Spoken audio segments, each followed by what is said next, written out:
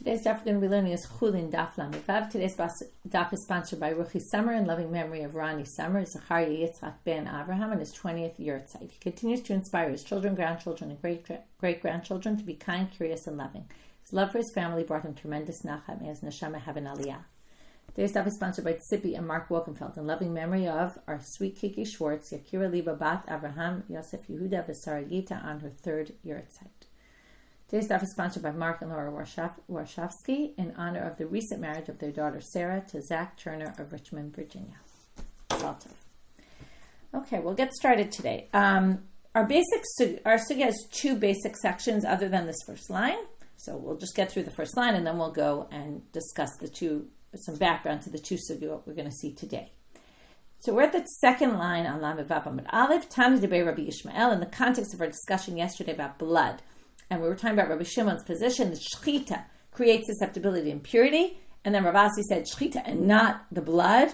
Okay, the shechita itself. Because remember, the shechita turns the meat into something that we can actually eat as opposed to before it wasn't kosher. And then we said, but not blood. And then we had this whole discussion. Is it really true, not blood or not? We brought all sorts of sources to try to contradict.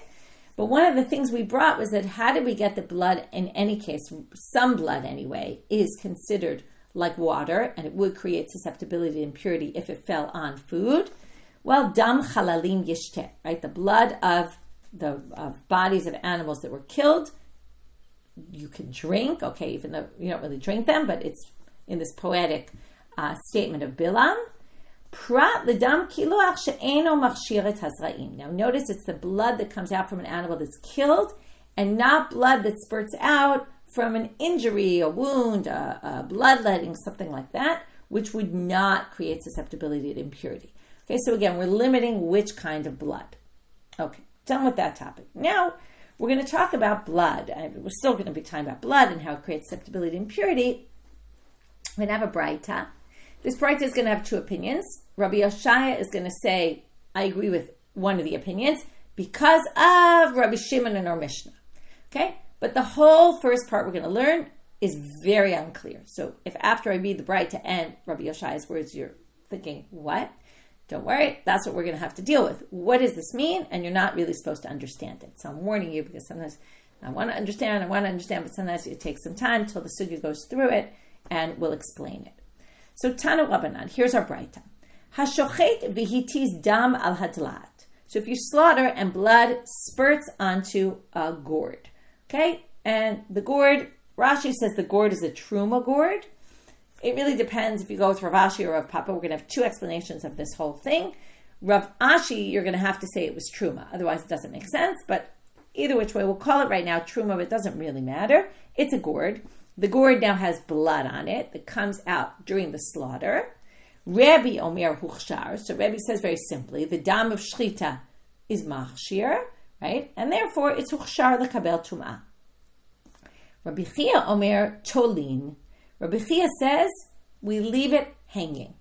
Okay. We don't know what this tolin is. What do we leave hanging? Hanging forever? Hanging till when? Is there an end time where we'll figure out? He says we're in some sort of situation where we have to wait and see. A wait and see approach. Okay, but he doesn't tell us what are we waiting for, what are we seeing, what are we evaluating, nothing. But what he doesn't, we know he doesn't say. He doesn't say simply huchshar. Okay, this blood made it susceptible to impurity.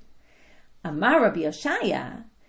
Now, let's just think about Rabbi Shimon. What does Rabbi Shimon say, assuming we go with Rav Ashi's opinion, that according to Rabbi Shimon, blood does not create susceptibility to impurity? We know what Rabbi Shimon would say. It doesn't, right? And Tanakama, again, if you remember, said it all depended, did the blood come on the meat or not? Did it create susceptibility to impurity? So let's see what Rabbi Oshaya says. So he says, okay, I'm confused, right? What are we supposed to do? We have Rebbi who says huchshar, we have Rabbi Chiya who says tolin, which, again, we don't know what it means. He obviously knew what it meant. But he says, so, what are we supposed to do? Where does that leave me? If my gourd got blood on it and, let's say it was truma and then got tamei and now it's disqualified, what do I do? So, bo v'nismocha divrei Rabbi Shimon. Let's bring in Rabbi Shimon to tilt the scale. Shaya Rabbi Shimon Omer, shechita machsheret v'lo dam, because Rabbi Shimon said it's the shechita that creates susceptibility and impurity and not the blood. And then what he's basically saying is, even though we don't really understand this yet, is we don't hold like Rebbe, because Rebbe says the blood creates susceptibility and impurity. Rabbi Shimon says it doesn't, and Rabbi Chiya said tolin, so Rabbi Shimon and Rabbi Chiya outweigh Rebbe. Okay, but since we don't know what tolin is, it makes it very unclear what's happening here. So and we also don't know exactly how Rabbi Shimon is connected to this whole thing. So Amar Rav Papa, Hakol Mudim, so the first, again, two explanations, Rav Papa, Rav Ashi. Hakol Mudim, so we have a few things to figure out. Let's just explain. We need to figure out what does tolin mean. In that case, what's the root of the debate between Rabbi Chiya and Rebbe once we figure out what tolin means? Then we're going to say, what does Rabbi Shimon have to do with this? Okay, so let's see. Hakol Mudim, hechadi'ite l'dam mitchila v'ad sof, kule amalu pligi demachshir. If the blood stays on this gourd from the beginning of the slaughter until the end of the slaughter, then no one disagrees. Meaning no one, well, not Rabbi Shimon. Rabbi Shimon will clearly disagree, okay? But Rebbi and Rabbi Chiya don't disagree because they say the blood is there, the blood was there the whole slaughter. We don't yet know why that's a relevant factor, but we'll see in a minute that it works. Ki pligi, what's their machloket? Binitkaneh hadam ben siman l'siman. What if, as you're slaughtering, you slaughter the first siman, the blood spritzes onto the gourd. Then, before you finish slaughtering the second siman, someone came over and wiped the blood off, and there's no more blood there. Now, why would this matter? Well, Rebbe Saval, Yeshna the shechita mitchila v'ad sof. Remember this machloka from Daf Kaftet?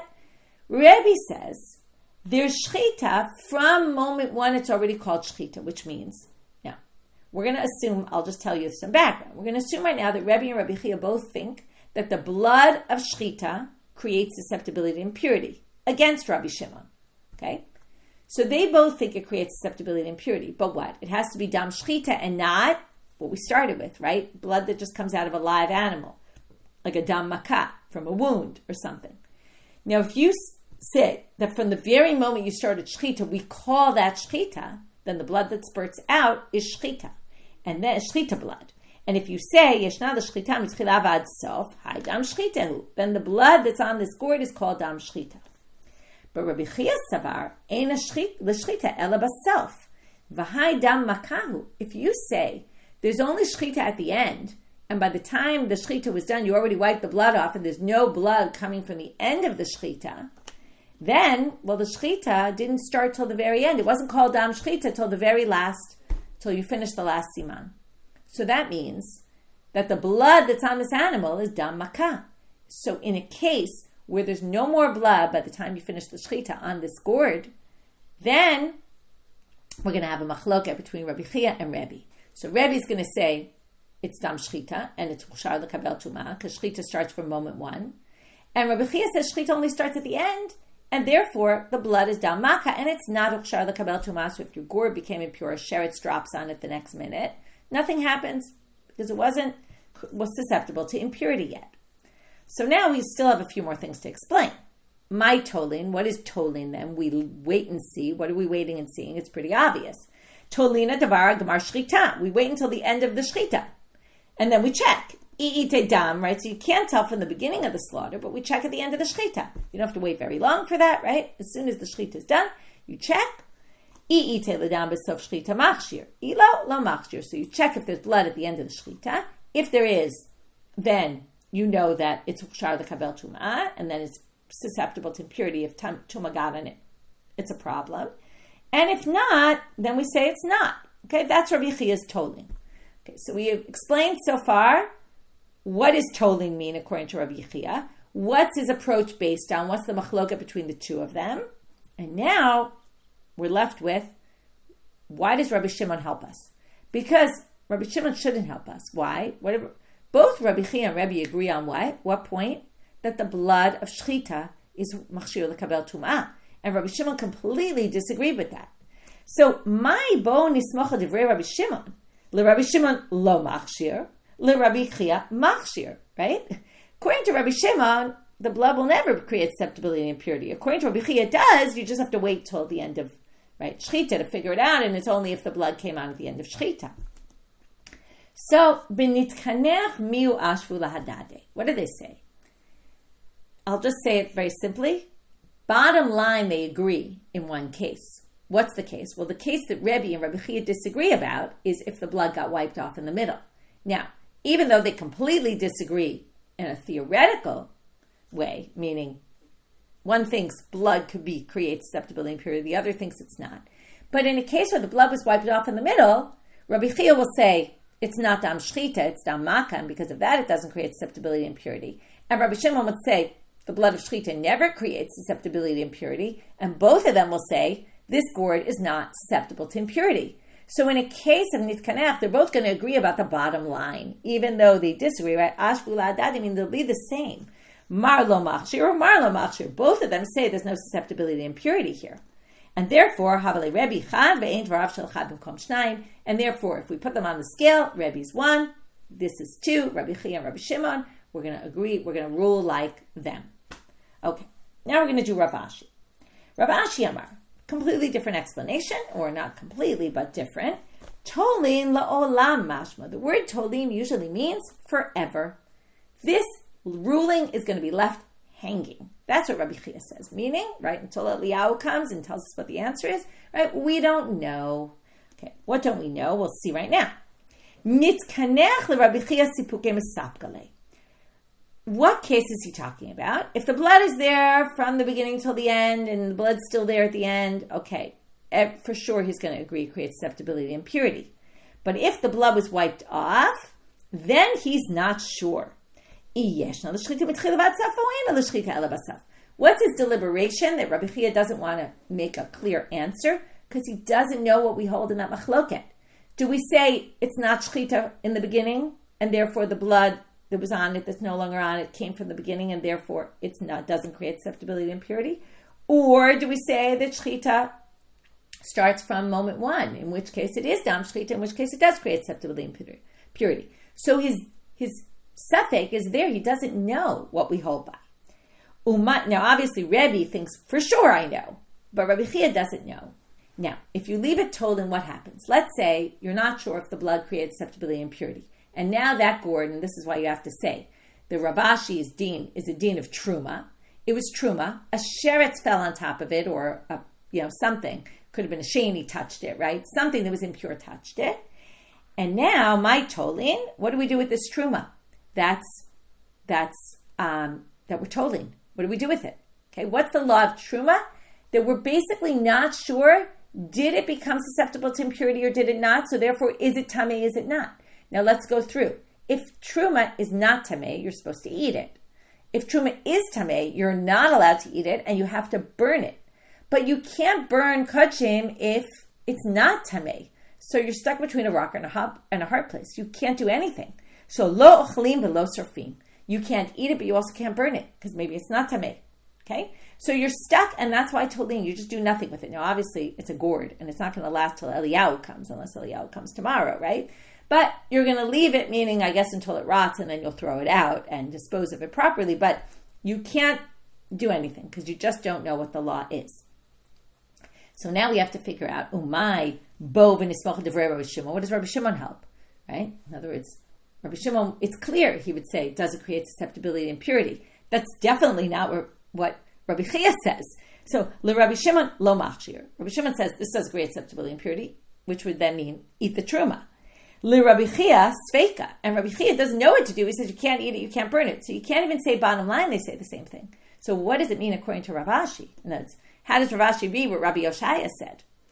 Well, le'inyan streifa miushave lahadadi. There is some element in where they're agreeing, which is, Rebbe will tell you, go burn that truma right away, because the truma is impure, and burn it. Both Rabbi Shimon and Rabbi Chiya will say, don't burn it.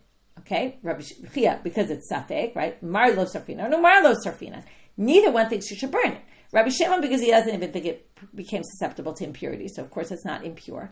And Rabbi Chiya, because he doesn't know, so he doesn't allow us to burn. You don't burn highly sanctified items if you're not sure if they're really ruined. If they're ruined, you obviously have to burn them. If they're not ruined, you're not allowed to burn them. So both of them agree that you don't burn, and therefore, again, havele Rebbi chad ve'ein dvarav shel chad b'mkom shnayim, and then Rebbe is 1 against 2.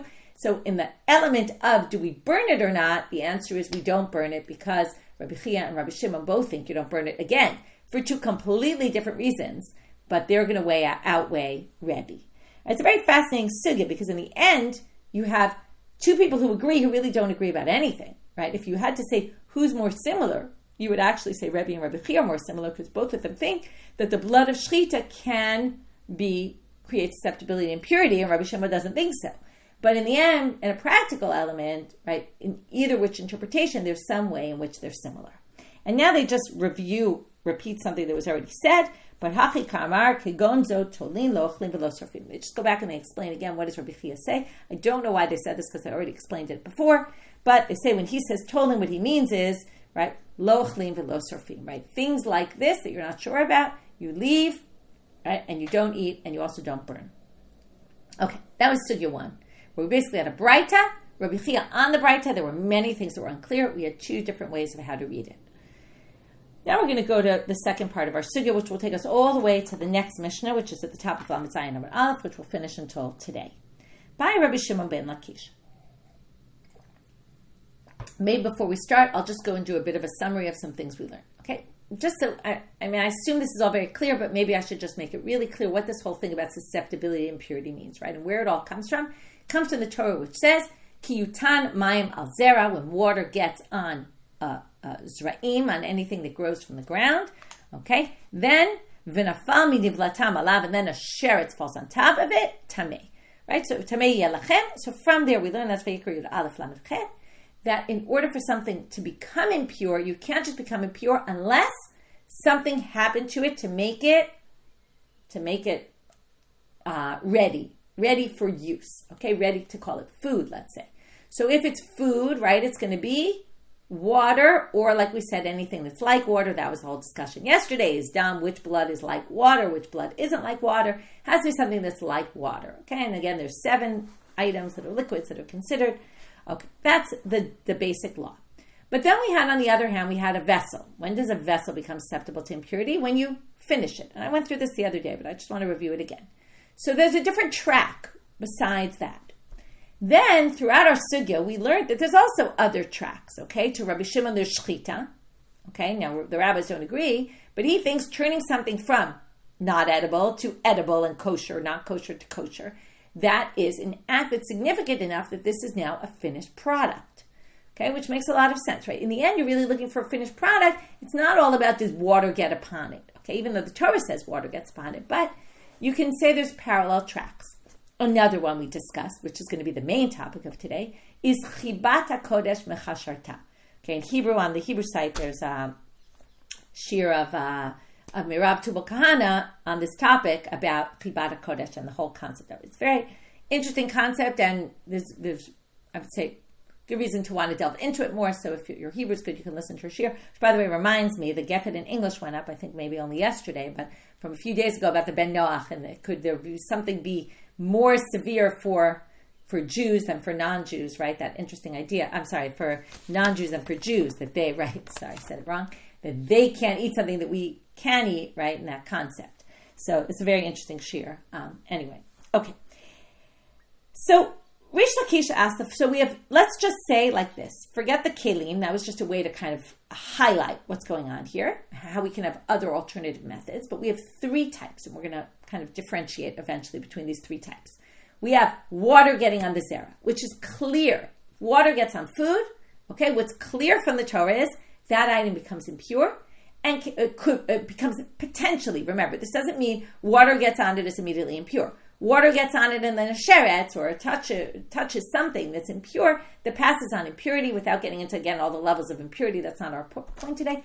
But that item becomes impure and it can pass on impurity. That's the key, right? It can create a rishon, a sheni, right? It can keep going on because that item's impure, that can pass on impurity. Now, at a certain point, there's an end game, but, shlishi for truma, revi for, okay, but it, in theory, as soon as it becomes susceptible to impurity, then becomes impure, it can pass on impurity to other things. Comes Rish Lakish and he says, Tsarid shel menachbai Rish Lakish, he asked the following question. Tsarid shel menachot. Tsarid, if you know Hebrew, tsarud is hoarse voice. It's dry. A dry piece of a mincha. Okay, what does that mean? You have your dough, you added flour, the oil, but it didn't get mixed in, and you have this clump that has nothing mixed in with it, so it never got a liquid upon it. However, it's a mincha. Once it's a mincha, chibat hakodesh b'chasharta. It doesn't need a liquid to become susceptible to impurity. It's already susceptible to impurity because of chibat hakodesh. So that Rabbi Rish Lakish takes as a given. But he wants to know, this parallel track of chibat hakodesh, how parallel is it to water getting on something? Monim bo rishon b'sheni or ein monim bo rishon b'sheni? Do we only say that chibat hakodesh makes this susceptible to impurity to the extent that if sheretz touched it, we'd have to burn it? Okay, that for sure. But does it actually, let's say we didn't burn it, and it touched something else in the meantime, does it pass on impurity to it? Can it do that or not? That's the question Rish Lakish wants to know. Is it a completely parallel track to the water getting on something, which creates susceptibility impurity? The item then can be impure, then it could pass on impurity. Or maybe it doesn't do that second part. Maybe it doesn't pass on impurity. So that's the question. Okay, so we're going to read the question now in more words. When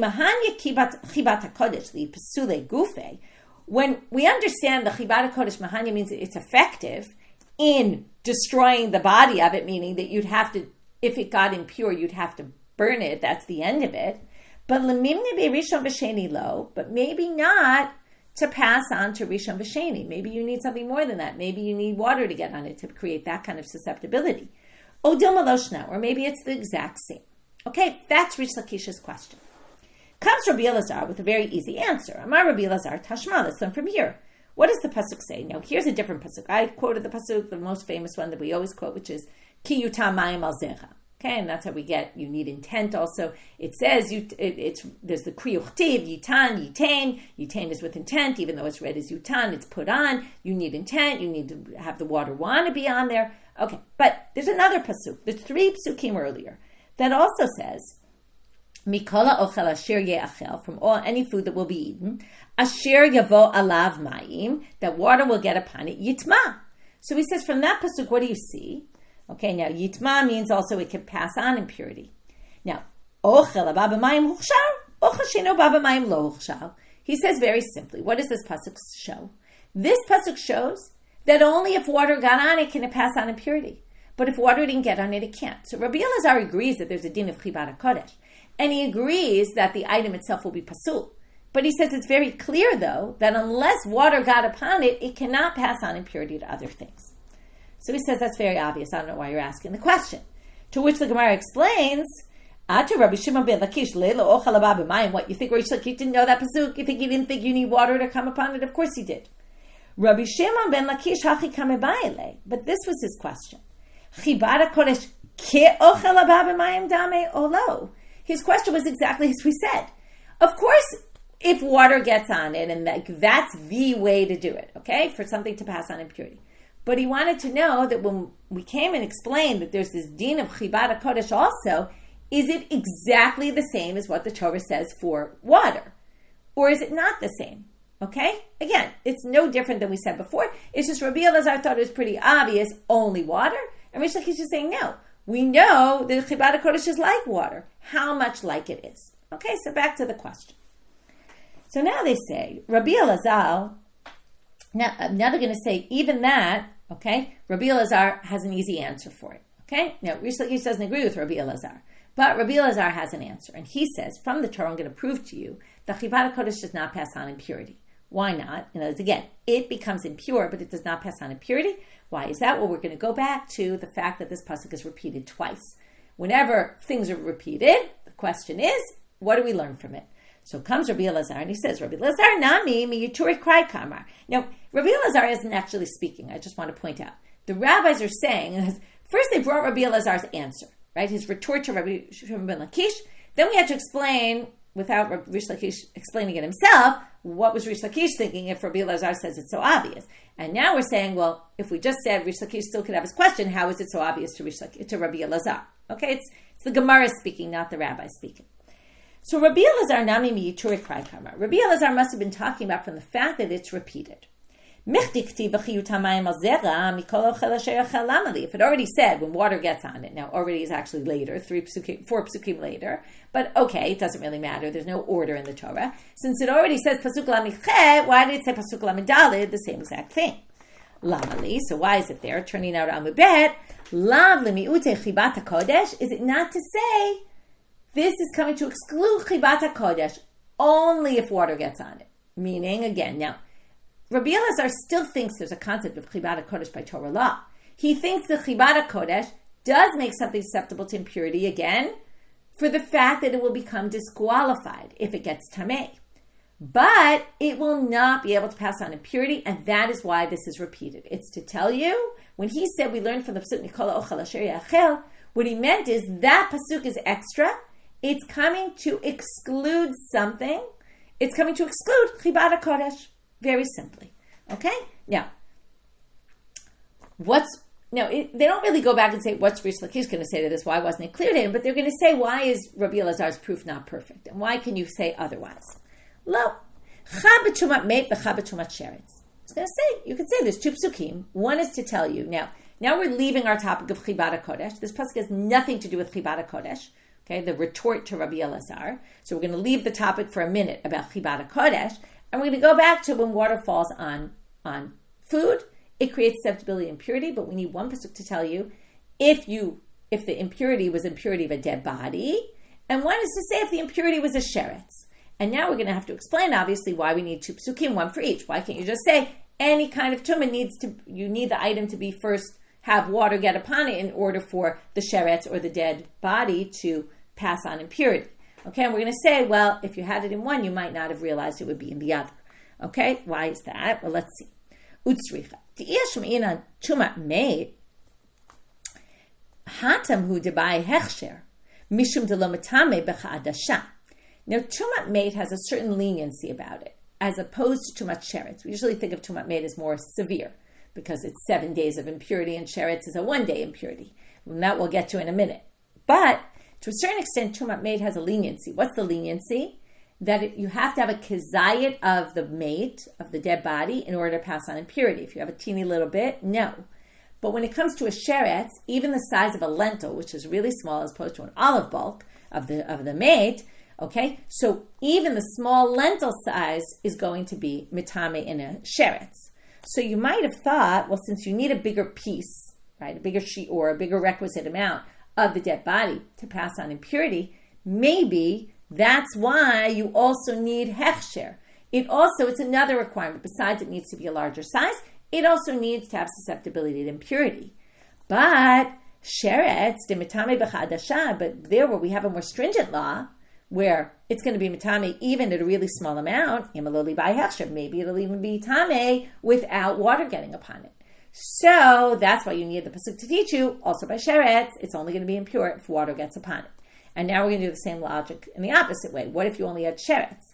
Yes, we had sheretz, mishum de lo matami to machiva. Now for the same concept that, well, if it's more lenient, right, so the sheretz only, right, is not matame 7 days. So you might have said, oh, well, because it's not matame 7 days, maybe also it's not going to be matame unless water gets upon it. We're going to be more lenient, right? To say it doesn't need hachsher is basically a leniency. Aval meit matame to machiva, but where we have a more severe law, maybe you would say emaloli by hechsher. Maybe it's going to be more severe, and it's going to be matame even without water getting upon it. Therefore, it's tzricha. Okay, so that explained why Rabbi Eliezer's proof is not perfect. Because maybe the 2 mentions of it are not coming to exclude Chibata Kodesh the second time it mentions it. Maybe it's coming to say this is relevant for laws of water getting upon an item. Until then, it won't be susceptible to impurity. It's coming to tell you both by tumat meit and all by sheretz. Now we're going to go back to Rabbi Elazar. And we're going to bring 2 difficulties on Rabbi Elazar. Rabbi Elazar basically said, right, that Chibata Kodesh, no, doesn't pass on impurity to Rishon V'Sheni. But obviously, I mean, everyone agrees with that. If water gets upon it, it's going to pass on susceptibility to impurity, right? It'll make a Rishon V'Sheni also, right? Then it will make a Rishon V'Sheni, but not in Chibata Kodesh. So Mativ Rav Yosef, we're going to have the same structure here. Rav Yosef's going to question, then Abai is going to reject his answer, his difficulty, answer his question for a particular reason. Rabbi Zera is going to do the same kind of question, and Abai is going to reject it for the same reason. Okay, and then we're going to see Rav Yosef's response to Abaye's rejections of their questions. Mativ Rav Yosef, Rabbi Shimon Omer, Huchsharu b'tumah. Okay, now we're back to our Mishnah. Now this explains why we're here. Besides, we were talking about Chibad HaKodesh, but now we're really getting to our Mishnah. Okay, so the difficulty for Rabbi Elazar comes from our Mishnah. Rabbi Shimon says, Huchsharu b'shechita. They become susceptible by shechita as opposed to Tanakama who thought with blood. Now, if it got susceptible to impurity with blood, what would happen? It would obviously pass on Rishon V'Sheni. Now, Rabbi Shimon disagrees, but he only disagrees about what creates susceptibility to impurity. And not, is it different, right? The assumption is when he says, Huchsharu b'shechita, Huchsharu, and obviously that means Afilu l'mimni b'hu Rishon V'Sheni. So, basically, Rabbi Yosef says to Rabbi Elazar, okay, let's go back to our 3 tracks. We have 3 tracks, and this is why I started with this. One track is water gets upon food. Second track, Chibad HaKodesh. It's used for something sanctified in the temple. That in and of itself has significance. That makes it susceptible to impurity. Third, and that's the one we're asking about, right? And that's the one Rabbi Elazar says, no, it doesn't pass on impurity. It's not the same as water. And then we have track 3, which is only according to Rabbi Shimon. But according to Rabbi Shimon, in track 3, shechita in and of itself creates susceptibility to impurity. And the assumption is, since it doesn't say he disagrees with Tanakama about that point, right? He only disagrees with shechita or blood. The assumption is it would pass on Rishon and Sheni. So comes Rav Yosef and says, aren't these 3 all parallel? Like if we're saying shechita is like water, wouldn't you say also what Rish Lakish is asking about? Chibad HaKodesh would be just like water. And it should obviously pass on susceptibility and impurity. So why is Rabbi Elazar, why does he say it doesn't? It doesn't make any sense. Why would we make an exception just for Chibad HaKodesh? And also, just to stress it, I'll read it inside and then we'll see. Amai, v'hal lav ochel haba b'mayim hu. If the words, mikol ochel asher yachel, asher yavo alav mayim, is coming to exclude and say, only when water gets upon it, then it should exclude Chibad HaKodesh, and it should include shechita, according to Rabbi Shimon. Okay? So, how could Rabbi Shimon, if that drasha were really accurate, that it comes to exclude anything that water didn't get upon it, then shechita also wouldn't pass on Rishon and Sheni, and that's not what it says in the Mishnah. So Abaye has a very easy answer for this difficulty. Amar le Abaye, aseh kech shemayim midrabanan. This whole thing of shechita making it susceptible to impurity is only by rabbinic law. Now, when the rabbis institute ordinances, and they say, oh, we're going to treat this like, they treat it exactly like Torah law. So now we're going to say these 3 tracks, and the 2 we thought were parallel, which are things that are not water and yet create susceptibility and impurity, aren't necessarily the same. Because Chibad HaKodesh, we're going to see is doraita, okay? That it becomes impure itself is totally Torah law. But shechita, according to Rabbi Shimon, is not a Torah law, it's only rabbinic. And then, when we institute a rabbinic law, we institute it to be just like the Torah law. And that's why it passes on Rishon V'Sheni, but only on a rabbinic level. It won't be a Rishon V'Sheni on a Torah level, which means, by the way, if it ruins Truma, let's say, then we don't burn it because it's only by rabbinic law. We don't burn Truma that gets disqualified on a rabbinic level, because on a Torah level, it's actually fine. So anyway, that's a different track, according to Abaye. And he's going to do the same thing with what Rabbi Zera says. Amar Rabbi Zera is going to bring a 4th track. It's really within the water one, but it's like another case where it doesn't really create, okay, we're going to see right now. It's a bit of an exception to the rule about the water. Habotzer lagat. Okay, if you collect your grapes in a basket, and then what happens is you're waiting for them to soften before you tread on the grapes, make the wine, liquid starts coming out of the fruits. Okay, we've seen this sugya before. Shammai omer huchshar. Shammai says this water that comes out. Now, the problem with this water is nobody really wants the water. They're in the end going to get rid of it. So it's not like they really want the water to go on the grapes. So it's not really part of water coming on food in a way that it's intentional, which it needs to be. So Shammai says huchshar. Anyway, he says it's huchshar l'kabel tum'ah. Hillel says lo huchshar. Okay, Hillel omer, this is not huchshar, because there was no intent of the owner for it to be the case. Ushatikli Hillel the Shammai. But in the end, Hillel concedes with Shammai. Amai. But why? Right now, in the end, they both agree that this is not water coming upon food, even though it is, but it's not really because there was no intent. And it doesn't fit in with the Torah law of water coming upon food with intent. So, and now the assumption is they both say huchshar, which means, again, huchshar, and it could become impure, and it could pass on impurity to Rishon, Sheni, Shlishi, etc. So again, Amar le'Abai, like I told you, he's going to answer the same way. This is only rabbinic. There's no real reason to make this susceptible to impurity, but the rabbis were stringent and they said it is. Okay? So don't ask me about that, because in the end, first of all, Rabbi Elazar, he thinks Chibata Kodesh is Doraita. Why? Because what was his drasha? His drasha is the pasuk comes to exclude Chibata Kodesh, because Chibata Kodesh is only the item itself will get impure, but it won't pass on impurity Rishon B'Sheni. So he obviously thinks it's Torah law if we need a pasuk to exclude some element of it. Okay, and obviously Rish Lakish thinks it's Torah law, and that's why he's asking the question. So Abai says your two questions of Rabbi Elazar are irrelevant, because those are both Tuma D'Rabbanan and susceptibility to impurity on a rabbinic level, not relevant. Amar le Rav Yosef. Rav Yosef now comes and goes back to Abai and says to him, remember he was his rabbi. Okay, Abai just always asks a lot of questions to Rav Yosef, but Rav Yosef was the rabbi.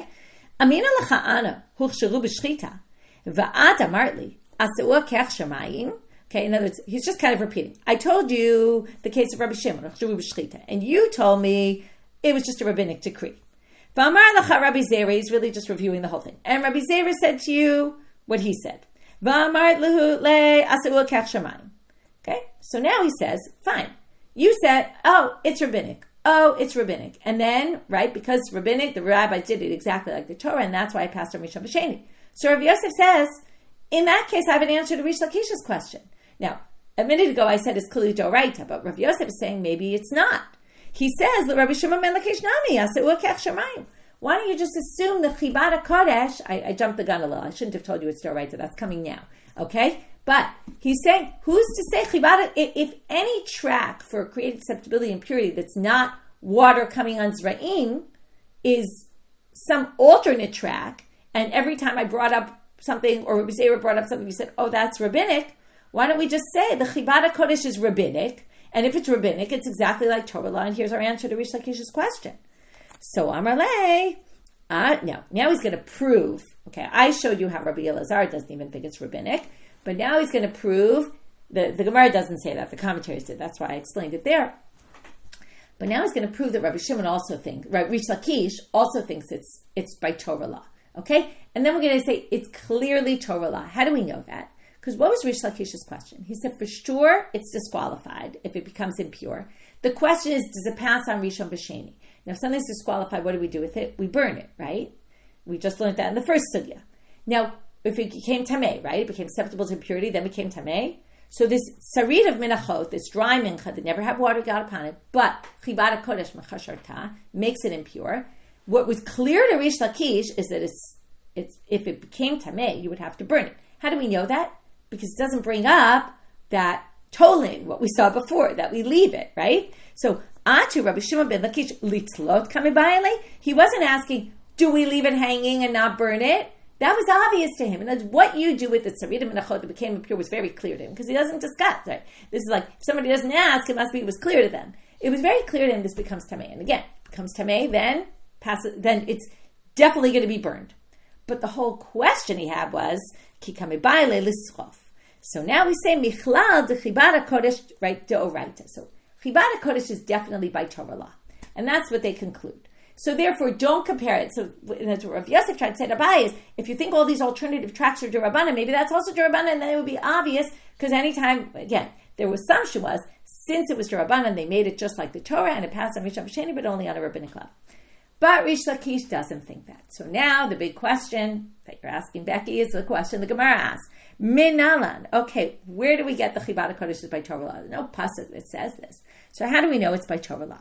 So now we're going to have two answers. The first answer is going to be a process of elimination answer. They're going to say, there's something, right? There's a pasuk, it means this. Where could that, this one? They're going to say, 1, can't be. 2, can't be. Must be 3. Only option left is Chibata Kodesh. But then they're going to bring option 4 and say, oh no, there could be another option, so that's going to fall to the side. And then they're going to bring another one. So, Abasal Asher Yiga B'chol Tamei. This is a different pasuk, Vayikra Zayin Yutet. I'll read the whole pasuk because eventually we're going to get to the end of this pasuk.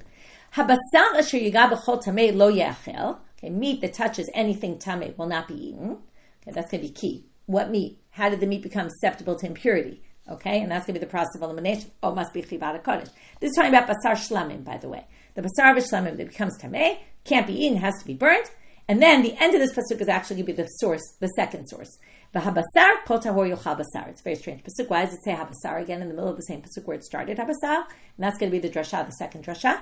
But meat, kol tahor yochal basar. So only tahor people can eat meat. Okay, meaning sanctified meat. So the first thing we're going to do is habasar sheriga b'chol tameh. Hi basar di'it kasher b'mayim. How did that basar become susceptible to impurity? Because what does it say? The meat that becomes tameh has to be burnt, but it has to obviously become susceptible to impurity somehow. So, if you're going to say it kasher b'dam, the first option is blood. Well, ha'amar Rabbi Chiya bar Abba, ha'amar Rabbi Yochanan, minayin l'dam kodashim she'eno machshir. We already learned this. Dam of a korban can't be machshir l'kabel tuma. Why not? What kind of blood is like water? Ala aretz tishpachenu kamayim, and we don't dump the blood of the korban; we save it to pour on the mizbeach. So shene'amar kol aretz tishpachenu kol lo tochlenu, don't eat the blood. Al aretz tishpachenu kamayim. That's right. Don't eat blood because blood is spilled on the floor. But that's the pasuk that compares blood to water because it gets poured on the floor. So only blood that's like that. Dam nishpach kamayim machshir. Dam she'eno nishpach kamayim eno machshir. If blood doesn't get spilled on the floor because you collect it to put on the altar, that's not blood that's going to create susceptibility and impurity. So this sanctified meat, it's not because of the blood that it became susceptible. Ela dit kasher b'mashkei beit b'chaya. Now, there was the area with all the rings in the temple. Remember that where they slaughtered the animals? That's called the Beit Mikbachaya. And there, because there was a lot of blood, they were always pouring water in, rinsing it, right? There was constantly hosing down, I don't know if there was a hose, but somehow they were cleaning the water all the time. Remember, there was a channel on the ground where all the waters would go. Maybe it's the liquid from there. Now, that might have some blood, but it also has a lot of water, right? So even if the blood's not going to create susceptibility and impurity, there's a lot of water there. Okay, so, and also even that blood is actually the blood that got spilled on the ground. But anyway, the assumption is we're talking about the water that got mixed in there.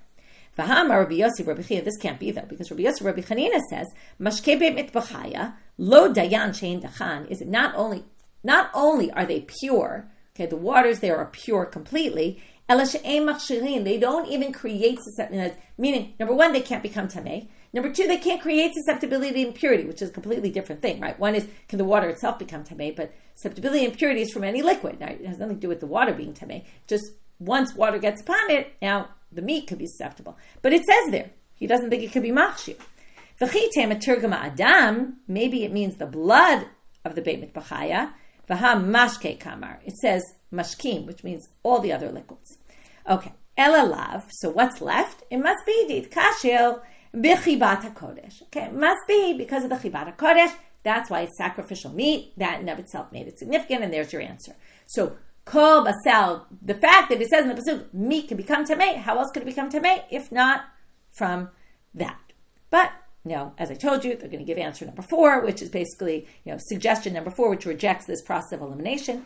V'dilma Rav Yehuda Amar Shmuel, the Amar of Yehuda Amar Shmuel, kigon shaytalo parash shel zivchei shlamim v'hevira b'nachal.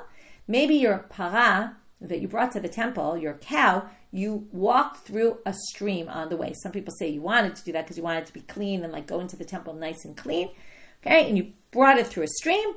Shechita, then you slaughter it, and there's still some liquid on it from the stream. And when you slaughter the animal, some of the water from the hide drops down onto the meat, and that water creates susceptibility and impurity. So we found a way in which case it's not clear from the Torah that chibata kodesh mechashatan. Source number 2. Elami Sefer. So now we're going to look at the end of that pasuk, as I said before. V'habasal. Why does it say habasal again in the middle, at the end of that pasuk? L'rabot eitzim u'levona. We learned this already. It comes to include wood and frankincense. Eitzim, right? You might remember we learned the sugya of chibata kodesh. This is where we learned it. Eitzim u'levona b'nei achilan inu. Wait, but they're not. Nobody eats wood, and nobody eats frankincense, and usually it's food. Ela chibata kodesh mechasher lehu u'meshavi lehu ochel. The fact that they're used as sacrificial items makes them susceptible to impurity even though they're not food.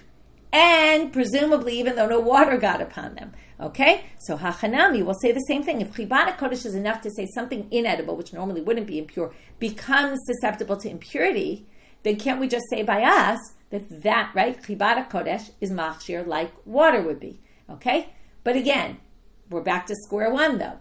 Back to Rish Lakish's question where we started. But again, So we prove now that b'mida oraita chibada kodesh machasharta, and that means for sure the item that's kodesh could become impure even if water didn't come upon it, and we'd have to burn it. But we're still left with Rish Lakish's question, which we haven't answered. To what extent is it like water getting on the food? Ki mahanya ki b'chibada kodesh lifsula degufei, aval lemimna be'rishon v'sheni lo, o dilma lo shna. But we still want to know Rish Lakish's question, the answer to it. Is it enough, the chibada kodesh, is it completely parallel to water? Does it create susceptibility 100% that this can even pass on impurity? Or is it a weaker kind of thing? Because the water didn't get upon it, maybe it only could disqualify that item. It could become impure, like we saw from the pasuk, habasar kol asher, right? It becomes tamei, and you have to burn it. But it might not mean that it passes on to rishon v'sheni. And the answer is Teku. We don't have an answer. So we're left with a long sugya of Rish Lakish's question, analyzing it from all angles, but in the end we don't have an answer. So like I said, there's two sugyot today. The first was this braita about the dam sprinkling on the dlat, and the main nafkamina between the two approaches being in a case where it gets rubbed off, right, and it wasn't there at the end of the shechita.